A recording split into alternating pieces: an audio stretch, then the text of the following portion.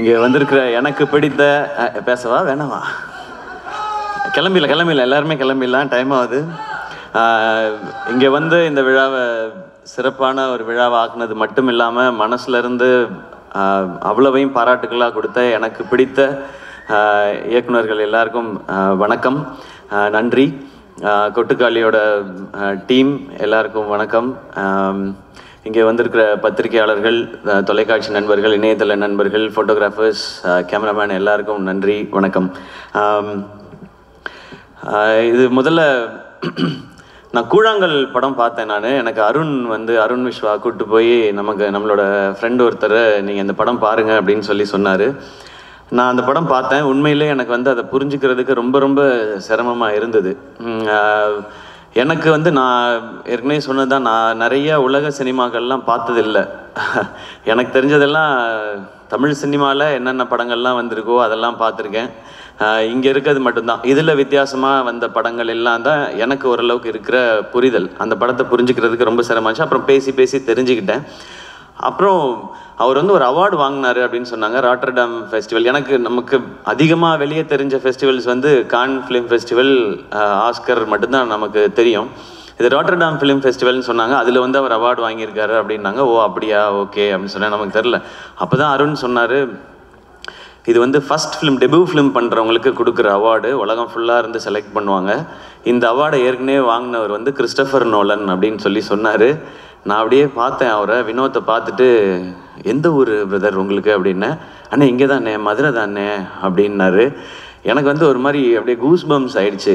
மதுரையிலேருந்து போய் ஒரு இன்டர்நேஷ்னல் ஃபிலிம் எடுத்து கிறிஸ்டோஃபர் நோலன் வாங்கின அவார்டை ஒருத்தன் நம்ம ஊரில் வாங்கியிருக்கான், ஏன் இது வெளியே தெரியவே இல்லை அப்படின்னு சொல்லி நான் அருண்கிட்ட கேட்டேன். இல்லை தெரியலங்க, அந்த படம் எப்போ தான் ரிலீஸு, அதை ரிலீஸ் பண்ணி இது ஒரு மொமெண்ட் ஆக்கலாமே என்பது, அது என்ன காரணங்கள் எனக்கு தெரியல, அதுக்குள்ளே நான் போக விரும்பல, அது கரெக்டாக நடக்கலைன்னும் போது அப்போ நான் அருண்கிட்ட சொன்னேன், அவரோட அடுத்த படம் நான் ப்ரொடியூஸ் பண்ணுறேன், அவர் என்ன கதை வச்சுருக்காருலாம் தெரியல, என்னவாக இருந்தாலும் நான் பண்ணுறேன், கதைக்காக நான் பண்ணுறதுன்ற தாண்டி இப்படி ஒருத்தனை செலிப்ரேட் பண்ணுறதுக்காக நான் இந்த படம் பண்ணுறேன்னு. இந்த படம் ஆரம்பிக்கப்பட்டதுக்கான ஒரே காரணம் வினோத் ராஜ் அப்படிங்கிற ஒருத்தரை செலிப்ரேட் பண்ணுறதுக்காக மட்டும்தான். அதுக்காக தான். இது என்ன பட்ஜெட் எதுவுமே தெரியாது. அவர் கதை சொன்னார், ஐடியா சொன்னார். எனக்கு ஃபுல் கதையெல்லாம் சொல்லாதீங்க, சொன்னீங்கன்னா அது இப்படி இருக்கலாம் அப்படி இருக்கலான்ற டிஸ்கஷன் வரும். நோ, உங்களுக்கு என்ன எடுக்கணும்னு தோணுதோ அதை எடுங்க, பட்ஜெட்டை ஒர்க் அவுட் பண்ணி கொடுங்க, இதை நம்ம பண்ணுறோம், அவ்வளோதான். ஏன்னா இங்கேருந்து பயங்கரமான படம் வரணும், நம்ம ஊர்லேருந்து ஏன் வர்றதில்லை, நம்ம அடிக்கடி கேட்டுகிட்டே இருக்கோம். அதை நிறைய இயக்குனர்கள் பண்ணிகிட்டே இருக்காங்க. அதையும் தாண்டி ஒரு ஸ்டெப் வைக்கணும்னா இந்த மாதிரி ஒரு விஷனோட வரும்பொழுது அவங்கள எந்த கேள்வியும் கேட்காம அந்த விஷனோடே அவங்கள விட்டுறது தான் சரியாக இருக்கும்னு எனக்கு தோணுச்சு. ஸோ இது வினோத் ராஜை செலிப்ரேட் பண்ணுறதுக்காக நான் எடுத்த படம் இது. இப்போ அந்த செலிப்ரேஷன் ஆரம்பிச்சிருச்சுன்னு நினைக்கிறேன். இந்த படம் பார்த்து இங்கே மிஷ்கின் சார் பேசினது, பாலாஜி சக்திவேல் சார் பேசினது, லிங்குசாமி சார் பேசினது, வெற்றி சார் பேசினது, இன்னும் நிறைய இயக்குனர்கள் பேசினது எல்லாம் பார்க்கும்பொழுது ஓகே, நம்ம எல்லாரும் சேர்ந்து செலிப்ரேட் பண்ண ஆரம்பிச்சிட்டோம் அப்படிங்கிறது தான் எனக்கு அந்த சந்தோஷம் இருக்குது. வினோத், இது வந்து ஒரு ஸ்டார்ட் தான். இந்த படத்தில் நான் என்ன இன்வெஸ்ட் பண்ணியிருக்கேனோ இது போக இந்த படம் வெற்றி அடைஞ்சு எனக்கு லாபம் வந்தால் அதில் ஃபஸ்ட்டு இருக்கிறத எடுத்து நான் உங்களுக்கு அடுத்த படம் அட்வான்ஸாக கொடுப்பேன். நீங்கள் அடுத்து என்ன படம் எடுக்கணும்னு நினைக்கிறீங்களோ அதை எடுங்க. அது போக இன்னும் கொஞ்சம் லாபம் கிடைச்சதுன்னா வினோத் ராஜ் மாதிரி இன்னும் எங்கேயாவது இயக்குனர்கள் இருக்காங்களான்னு தேடி கண்டுபிடிச்சி கொடுக்கறதுக்கு அருண் விஸ்வா இருக்கிறாரு. அவர் அந்த மாதிரி கண்டுபிடிச்சி கொடுத்தாருன்னா அவங்களுக்கு இன்னும் 2 பேருக்கு நான் அட்வான்ஸ் கொடுப்பேன். ஏன்னா சம்பாதிக்கணும் அப்படின்ற மாதிரி படம் எடுக்கணும். முக்கியம், சினிமாவில் முக்கியமானது வந்து ஒரு பணம் போட்டால் அதுலேருந்து நம்ம சம்பாதிக்கணும். பட் நான் சம்பாதிக்கிறதுக்கு நீங்கள் வந்து எனக்கு நடிகன்ற அங்கீகாரம் கொடுத்து என்னை அதுலேயுமே ஸ்டார் ஆக்கி என் படத்துடைய வியாபாரத்தையும் நீங்கள் பெருசாக்கி வச்சுருக்கீங்க. நான் போய் சின்சியராக வேலை பார்த்தா நிச்சயமாக காசு வரும். அப்போ அதிலிருந்து சினிமாவுக்கும் பயன்படுற மாதிரி ஏதாவது ஒன்று செய்யணும் அப்படிங்கிறதான். அன்றைக்கி புஷ்கர் காயத்ரி அவங்க படம் பார்த்துட்டு என்கிட்ட வந்து கை கொடுத்துட்டு ஒன்று தான் சொன்னாங்க, this is your service to சினிமான்னு சொன்னாங்க. அப்படி இந்த படம் நடந்துருச்சுன்னா நமக்கு இந்த வாழ்க்கையை கொடுத்த இந்த சினிமாவுக்கு என்னால் முடிஞ்ச ஒரு சின்ன ரிட்டர்னாக நான் இதை பார்க்குறேன். தேங்க்யூ. இந்த மாதிரி படங்கள் எடுக்கிறதுக்கான தைரியத்தை கொடுத்தது மக்கள், நீங்கள் எல்லாரும் தான். நீங்கள் என்ன நடிகன் ஆக்குனது, அதன் மூலமாக எனக்கு கிடைக்கிறது மூலமாக வச்சு நான் இதை பண்ணுறேன். நான் சினிமாவுக்கு வந்தது வந்து நிறைய கமர்ஷியல் சினிமாஸ் பார்த்து, நான் நடிக்கிற படங்கள் எப்போவுமே அப்படி தான் இருக்கும், அது வசூல் இருக்கணும்னு நினைப்பேன். ஏன்னா இப்போ வந்து என்னுடைய படங்களில் வந்து இன்வெஸ்ட்மெண்ட் பெருசாகிடுச்சு. அப்போ அது ரிட்டன் ப்ரொடியூசர் எடுக்கணும், வெகுஜன மக்களுக்கு போய் சேரணும், எல்லாருக்கும் பிடிக்கணுன்றதான் என்னுடைய. நான் நடிக்கிற படங்கள் அது கமர்ஷியலாக சக்ஸஸ் ஆகும்போது நான் மனசுக்குள்ளே நினச்சிக்கிறது, இதுக்கு முன்னாடி நான் பார்த்த ஹீரோஸ், நான் எனக்கு பிடிச்ச ஹீரோஸ், அவங்களுடைய படங்கள் அதெல்லாம் பார்த்து தான் நம்ம நடிக்க வந்தோம், அவங்களுக்கான ட்ரிபியூட். ஆனால் இந்த கொட்டுக்காளி வந்து இந்த படம் எடுத்தது இன்னைக்கு இருக்குது. நான் முக்கியமாக காலேஜ் டைமில் தான் நான் அதிகமான சினிமா பார்த்தேன். ஸ்கூல் டைமில் அப்போ வீட்டில் அவ்வளோ பெர்மிஷன் கிடைக்காது, அவங்க கூட்டிகிட்டு போகிற சினிமா மட்டும்தான். காலேஜ் டைமில் நான் பார்த்த காலகட்டத்தில் தான் நான் வந்து பார்த்தது வந்து Balaji Sakthivel sir, Lingusamy sir, Gautham Menon sir, AR Murugadoss sir, Hari sir, Dharani sir, இவங்க படங்கள் எல்லாம் தான் நான் பார்த்தேன். ஸோ நான் இந்த மாதிரி படங்கள் எடுத்து இது வந்து சக்ஸஸ் ஆகிறது, இது வரைக்கும் தமிழ் சினிமாவை ஒவ்வொரு முறையும் அடுத்தடுத்த கட்டத்துக்கு கொண்டு போன இயக்குநர்களுக்கு ஒரு ரசிகனாக நான் கொடுக்குற ஒரு மரியாதையும் ட்ரிபியூட்டும் தான். பாரதி ராஜா சார், பாலச்சந்தர் சாரில் ஆரம்பித்து இன்னைக்கு எல்லா வகையிலையுமே நம்ம சினிமாவே நெக்ஸ்ட் லெவலுக்கு கொண்டு போயிட்டு இருக்கிற வெற்றி சாராக இருக்கட்டும், எல்லாருக்குமே நான் ஒரு சினிமா ரசிகனாக இருந்து சினிமாவுக்குள்ளே வந்ததுக்கு என்னுடைய ஒரு ட்ரிபியூட்டாக நான் இந்த கொட்டுக்காளி படத்தை நான் பார்க்குறேன். தேங்க்யூ. நீங்கள் எல்லோரும் இன்ஸ்பயர் பண்ணியிருக்கீங்க அடுத்தடுத்த ஜென்ரேஷன்ஸை. ஸோ நாங்கள் அடுத்த ஜென்ரேஷன் எல்லோரும் சேர்ந்து இதை முயற்சி பண்ணியிருக்கிறோம். வினோத் எனக்கு ரொம்ப பிடிச்சது வந்து இந்த படத்தில் வந்து மியூசிக் டைரக்டர் கிடையாதுன்னு சொன்னார். எனக்கு ஒரு செகண்ட் எப்படி அது அப்படின்னு யோசிச்சேன் நான். இல்லை, அவர் என்ன சொன்னார்னா, மியூசிக் எதுவுமே இல்லாமல் இதுதான் இந்த கதை, இந்த கேரக்டர்ஸ் இதுதான் பயணிக்குதுன்னு எனக்கு சொல்லணும். ஆடியன்ஸ் அவங்களோட ட்ராவல் பண்ணி அவங்க என்ன உணர்றாங்களோ அதை, கேரக்டர்ஸ் என்ன உணர்றாங்களோ அதை ஆடியன்ஸ் உணரணுன்றது தான் என்னுடைய முயற்சினை, அதை தான் பண்ண போகிறேன்னு சொன்னார். ஸோ இந்த படம் அப்படி தான் இருக்கும். அந்த ஒரு மைண்ட் செட்டோட மட்டும் வாங்க, இது நிச்சயமாக ஒரு புது அனுபவத்தை உங்களுக்கு கொடுக்கும் அப்படின்ற நம்பிக்கை எங்களுக்கு இருக்குது. இந்த மாதிரி படம் இனி ஃப்யூச்சரில் நிறையா வரும்ன்ற நம்பிக்கையும் இருக்குது. இன்றைக்கி தமிழ் சினிமா, நம்மளுடைய மீடியாவும் சரி, ரசிகர்களும் சரி, புது அட்டெம்ப்ட் இல்லை ரொம்ப சின்சியராகவோ இல்லை ரொம்ப ஜெனுவினாவோ ஏதோ ஒன்று இருந்தால் அதை நீங்கள் எப்போவுமே சப்போர்ட் பண்ணியிருக்கீங்க. இந்த படம் தேட்டரில் ஓடி உங்களுக்கெல்லாம் பிடிச்சி என்ன வசூல் பண்ணாலும் சந்தோஷம்தான். ஏன் அப்படின்னா இந்த படம் பார்க்குறதுக்கு எத்தனை பேர் தேட்டருக்குள்ளே வராங்களோ அவங்களுக்கு ஒரு புது அனுபவத்தை இந்த டீம் வந்து நாங்கள் கொடுக்கணும்னு நினைக்கிறோம். இனி இந்த மாதிரியான படங்கள் பார்க்குறவங்களுக்கு இது ஒரு ஃபஸ்ட்டு ஸ்டெப்பாக இருக்கும் அப்படிங்கிறது எங்களுடைய நம்பிக்கை. நான் பெரிய சினிமாவே மாற்ற போகிற ஆட்கள்லாம் கிடையாது, ஆனால் சினிமாவே மாற்ற போகிறதுக்கான அந்த ஆள் வந்து வினோத்ராஜ்னு நான் நம்புகிறேன். அவரால் அது முடியும்னு நம்புகிறேன். அதுக்கு நாங்கள்லாம் எப்படி சும்மா சப்போர்ட்டாக இருப்போம். அண்ட் அனபென், உங்களோட ஹெலன் பார்த்துருக்கேன், கப்பல்லா இதெல்லாம் பார்த்துருக்கோம். உங்களோட பெர்ஃபார்மன்ஸ் எப்படின்றது தெரியும். இதில் அதை தாண்டி வேற ஒரு பெர்ஃபார்மன்ஸ் நீங்கள் கொடுக்க வேண்டி இருந்தது, அதை ரொம்ப எக்ஸ்ட்ராடினரியாக கொடுத்துருக்காங்க. அவங்க பேர் சொல்லும்போது எனக்கு எக்ஸைட்டிங்காக இருந்தது, இந்த மாதிரி கதைக்கு இவங்கள மாதிரி ஒருத்தர் தான் கரெக்டுன்னு. Thank you for your support and amazing performance. இந்த படத்தில் நடித்த எல்லாருமே அவ்வளோ சூப்பராக பண்ணியிருந்தாங்க. நான் எல்லாரையும் அந்த ப்ரிவ்யூ ஷோவில் பார்க்கும்போது அவங்க எல்லாத்தையும் தனித்தனியாக பேசினேன். அவங்கள பார்க்கும்போது நமக்கு ஏற்கனவே ரொம்ப பழக்கப்பட்டவங்களா தெரிஞ்சாங்க. அவங்களோட ஏற்கனவே நான் பழகியிருக்கேனே அப்படின்ற மாதிரி இந்த படம் பார்க்கும்போது. அண்ட் சினிமாட்டோகிராஃபர் பிரதர், இது ரொம்ப டஃப் டு ஷூட். ஏன்னா அவங்க எப்படி பண்ணாங்கன்னா ஒரு மாதம் ஃபுல்லாக ரிஹர்சல் பண்ணாங்க, அதுக்கப்புறம் தான் படம் ஷூட்டிங் பண்ணாங்க. ஸோ எங்கே ஷூட்டிங் நடக்குதோ அங்கேயே ரிஹர்சலும் பண்ணி அப்படி தான் ஷூட் பண்ணாங்க. அண்ட் சிங் சவுண்டு அங்கேயே பேசி, இது நாங்கள் சில இதெல்லாம் நிறையா, நானும் சூரியனுமே நிறையா பண்ணியிருக்கோம், டப்பிங்கில் கரெக்ட் பண்ணுறது அப்படின்னு சொல்லி, இங்கே விட்டோம்ப்பா டப்பிங்கில் பார்த்துக்கலாம்ப்பா அப்படின்னு இப்போயும் நிறையா அப்படி தான் போகுது. பட் அப்படி பண்ண முடியாது இந்த படம். ஸோ ரொம்ப மெட்டிகுலஸாக வேலை பார்க்கணும். ஒரு ஃபஸ்ட்டு ஷாட் ஒன்று இருக்குது படத்தோட ஆரம்பத்தில், அதை எடுத்தது எப்படின்றத நம்ம ஃபஸ்ட்டு தோணலை. அதுக்கப்புறம் நான் கேட்டேன், ஏன்னா ஒரு பெரிய இடத்த கிராஸ் பண்ணி நடந்து போகணும். அப்போ அவங்க சொல்லுவாங்க, ஒரு வீட்டில் யாராவது பாட்டு போட்டு விட்ருவாங்க, இல்லை யாராவது கதவை திறந்து வந்து வெளியே நின்று பழு விளக்கிட்டு இருப்பாங்க அப்படின்னு. சார் உள்ளே போங்க சார், உள்ளே போங்க சார், அந்த டைமுக்குள்ளே ஷூட் பண்ணுன்னு சொல்லி ஒரு வில்லேஜையே ஒட்டுமொத்தமாக கண்ட்ரோல் எடுத்து வினோத் வந்து அந்த மாதிரி ஷூட் பண்ணியிருக்காங்க. ஸோ சவுண்ட் டிசைனர்ஸ் எல்லாருக்கும், அழகிய குத்தன், ராகவ் பிரதர், சுரேன், அவங்க தான் இந்த மியூசிக் டைரக்டர் இல்லை அப்படின்றத தாண்டி, ஆனால் இந்த படத்துக்கு தேவையான மொத்தத்தையும் அந்த லைஃப்பை வந்து க்ரியேட் பண்ண வேண்டியது அவங்க கையில் தான் இருந்துச்சு. அவங்களுக்கும் என்னுடைய தேங்க்ஸ் அண்ட் வாழ்த்துக்கள். அண்ட் கணேஷ் சிவா எடிட்டர், அவர் என் ஃப்ரெண்ட் நவநீதனோட தம்பி அவர். ஸோ இன்னும் கொஞ்சம் பர்சனல் தான் அவரோட ஒர்க் சூப்பராக. ட்ரெய்லர் ரொம்ப ரொம்ப நல்லா இருந்தது. அகைன் மியூசிக்கே இல்லாமல், நிறையா டைலாக்ஸும் இல்லாமல் ஒரு ட்ரெய்லரை கட் பண்ணணும் அப்படின்னும் போது அதுவும் இன்னும் சேலஞ்ச். படம் பண்ணுறதை விட சேலஞ்ச். படத்தையாவது செட் பண்ணலாம், மூடை இப்படி ஆரம்பிக்கும். ட்ரெய்லர் அப்படி பண்ண முடியாது, டைம் எடுத்துக்க முடியாது. அதுக்குள்ளே ஒரு ஃபென்டாஸ்டிக் ட்ரெய்லர் கொடுத்துருக்காங்க. அண்ட் அசிஸ்டன்ட் டைரக்டர்ஸ் எல்லாருக்கும் என்னுடைய வாழ்த்துக்கள். ஃபைனலாக சூரியனை, சூரியனை வந்து ஒரு காமெடியன் டு ஹீரோ அப்படின்றதெல்லாம் தாண்டி எப்போவுமே அவர் எனக்கு தெரிஞ்ச வகையில் அவர் ஒரு சூப்பர்வான ஆக்டர். அவரால் ஏன் இந்த மாதிரி கதைகளை வந்து ரொம்ப சிறப்பாக பண்ண முடியுதுன்னா அவருடைய லைஃப் எக்ஸ்பீரியன்ஸ் அந்த மாதிரி. அவர் வந்து மேபி என்ன மாதிரிலாம் காலேஜில் போய் டயத்தை வேஸ்ட் பண்ணாமல் வாழ்க்கைக்கு எது தேவையோ அதை வாழ்க்கைக்குள்ளேருந்தே எடுத்துக்கிட்டு வந்துட்டாருன்னு நினைக்கிறேன். அவருக்கு அவ்வளோ லைஃப் இருக்குது. அவரை நீங்கள் பார்க்கும்போது ரொம்ப காமெடியான ஒருத்தராக தான் எல்லாருக்குமே தெரியும், ரொம்ப இன்னசென்ட்டுன்னு தான் தெரியும், பார்க்க தான் மாணிக்கம். ஆனால் அவர் அப்படி கிடையாது. ஊரில் அவர் பயங்கரமான ஒரு ஆள்.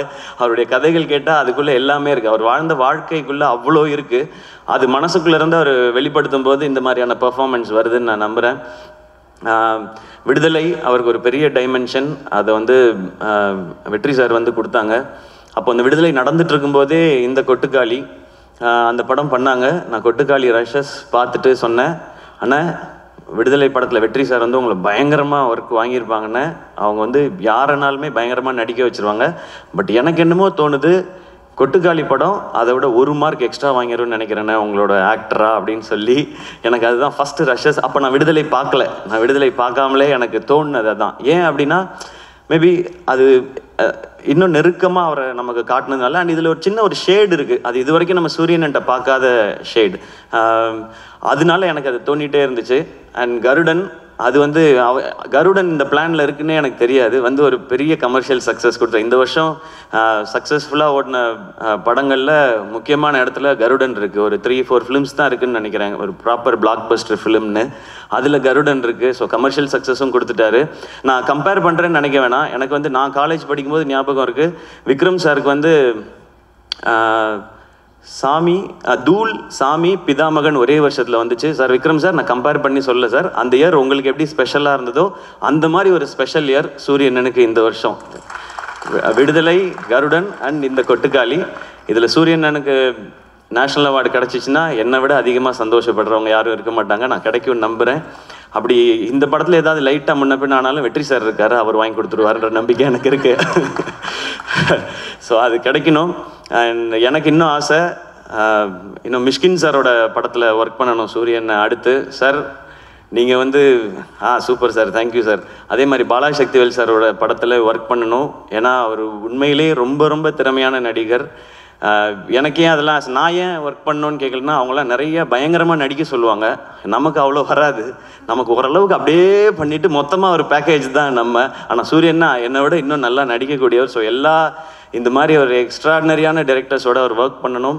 இன்னும் நிறைய விருதுகள் வாங்கணும். இன்னும் நிறையா மக்கள்கிட்ட போய் இன்னும் பெரிய பெரிய ஹீரோவாக ரீச் ஆகிட்டே இருக்கணும். அவர் எனக்கு காமெடியன் ஹீரோ அப்படிலாம் நான் பார்த்ததே கிடையாது. என்றைக்குமே அண்ணன், என் அண்ணன் ஜெயிச்சா நான் ஜெயிச்ச மாதிரி, அவ்வளோதான். அண்ட் மீண்டும் ஒரு முறை பாலாசக்திவேல் சார் உங்களுக்கு ஒரு ஸ்பெஷல் தேங்க்ஸ். என்ன முருகர் சார் அன்னைக்கு சொன்னார், சார் நீங்கள் படம் பார்த்துட்டு போய் டியர் சார்ஸ்ன்னு போட்டு டைரக்டர்ஸ் குரூப்பில் இந்த படத்தை கண்டிப்பாக பாருங்கன்னு சொல்லி அவங்க வந்து மெசேஜ் போட்டாங்க. அண்ட் லிங்குசாமி சார் படம் பார்த்துட்டு ஒரு பைட் கொடுத்துட்டு அடுத்த நாள் காலையில் எழுந்திரிச்சு ஒரு 5 minutes வீடியோ கொடுத்துட்டு இங்கே வந்து படத்தை பற்றி பேசுகிறாங்க. Thank you sir. அண்ட் மணி சாருக்கு வந்து இவங்க வாய்ஸ் நோட் போட்டிருக்காங்க. மணிரத்னம் சாருக்கு, சாரி நான் மணி சார்ன்னு சொல்லிட்டேன்னு தப்பாக நினச்சிக்காதீங்க. மணிரத்னம் சாருக்கு வந்து வாய்ஸ் நோட் போட்டிருக்காங்க, நான் ஒரு படம் பார்த்தேன் சார்ன்னு சொல்லி, சாரும் நான் பார்க்குறேன்னு சொல்லி. ஸோ இவ்வளோ ஓன் பண்ணி பண்ணுறாங்க. வெற்றி சாரும் அந்த மாதிரி எங்கே பார்த்தாலுமே வினோத் முக்கியமான டேரக்டர், கொட்டுக்காளி படம் வரப்போகுதுன்னு சொல்கிறாங்க. அண்ட் மிஷ்கின் சார் எனக்கு தெரிஞ்சு நாங்கள் யாரும் எந்த கண்டென்ட்டும் இந்த படத்தை ப்ரமோட் பண்ணுறதுக்கு இதுக்கப்புறம் கொடுக்க வேண்டிய அவசியமே இல்லைன்னு நினைக்கிறேன். 10 எபிசோடு யூடியூப்பில் போடலாம், முடிஞ்சால் நெட்ஃப்ளிக்ஸ்லேயோ அமேசான்லேயோ ஒரு சீசனாகவே ரிலீஸ் பண்ணலாம். மிஷ்கின் சாரும் கொட்டுக்காளி ஆடியோ லான்ச்சுன்ற பேரில் எனக்கு தெரிஞ்சு அது கொட்டுக்காளியை விட அதிக OTT ரைட்ஸ் போகிறதுக்கு வாய்ப்பு நிறையா இருக்குது. அவ்வளோ கண்டென்ட். ஏன் அவங்களுக்கு இதில் எதுவுமே பெனிஃபிட் இல்லையே. ஆனால் அதுதான் அவங்க சினிமா மேலே வச்சுருக்க காதல். இதுக்கு எவ்வளோ நன்றி சொன்னாலும் பத்தாது. எனக்கு ரொம்ப சந்தோஷம் இந்த சினிமாவில் இயக்குனர்கள் இவ்வளோ ஒற்றுமையாக இருக்காங்களேன்னு நினைக்கும் போது எனக்கு ரொம்ப சந்தோஷமாக இருக்குது. அது இருக்கட்டும். ஏன்னா இயக்குனர்கள் நீங்கள் ஒற்றுமையாக இருந்து வித்தியாசமான படைப்புகளை கொடுத்தா தான் நாங்கள் ஹீரோஸோ ஸ்டார்ஸோ எல்லாமே உங்கள்கிட்ட கிடைக்க சந்தோஷம். And Ravikumar brother, thank you. இதை நீங்கள் வந்து இன்னும் மக்கள்கிட்ட கொண்டு போய் சேர்க்குற விதமாக ஒலிம்பிக்கோட கம்பேர் பண்ணி சொன்னீங்க. தேங்க்யூ உங்களுக்கு. அண்ட் பத்திரிகையாளர்கள், நிச்சயமாக உங்களுக்கு இந்த படம் பிடிக்கும்ன்ற நம்பிக்கை இருக்குது. இந்த படம் வசூல் செய்கிறது விட ரொம்ப ரொம்ப முக்கியம், வினோத் இந்த படத்தின் மூலமாக அடுத்த கட்டத்துக்கு நகர்றது. ஏன்னா நான் பார்க்குறது வினோத் தமிழ் சினிமாவோட ஒரு ப்ரைடு. எங்கள் தமிழ் சினிமாவிலேருந்து எங்ககிட்ட ஒரு இயக்குனர் இருக்கான், அவன் வினோத் ராஜ், கொட்டுக்காளியோடு வரான் அப்படின்றதான். ஆடியன்ஸ் படத்தை பாருங்கள். நிறைய கருடனை மறந்துடுங்க, விடுதலையை மறந்துடுங்க, அது ரெண்டும் வேறு வேறு மாதிரியான படம்.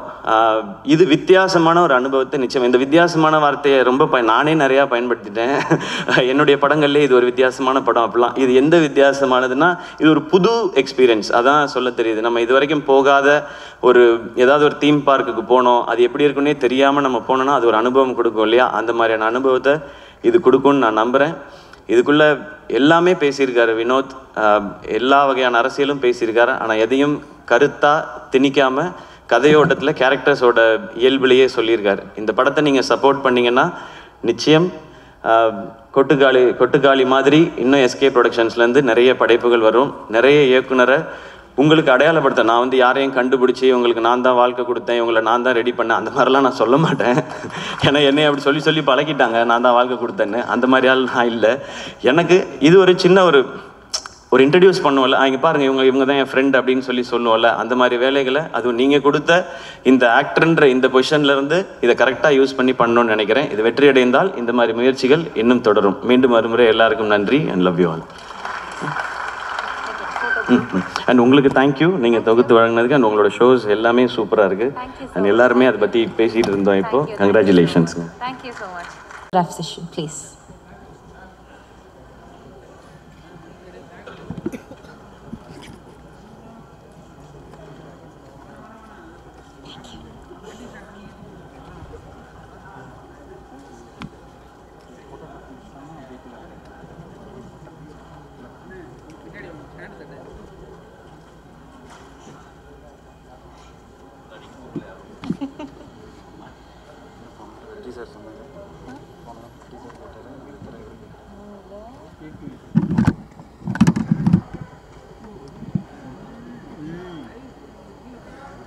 First photo எடுத்துடலாம்ல?